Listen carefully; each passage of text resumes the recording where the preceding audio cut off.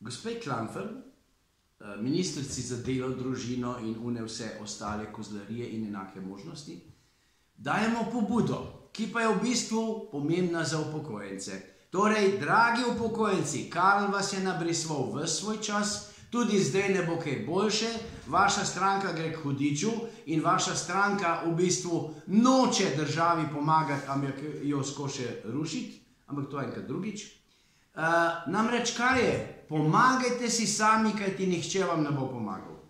Tisti upokojenci, ki imate še kakšne 2 leti do penzije, pojdite na upravno enoto in se proglasite za žensko.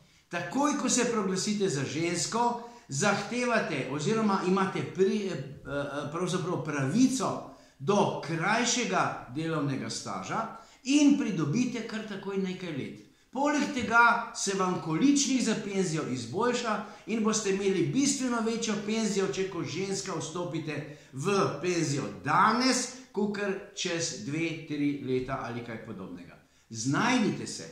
Če je država tako neumna, potem izkoristite to. Zakaj pa ne bi? Pravijo, ovce je treba šišati. In če so to državne ovce, še toliko raje.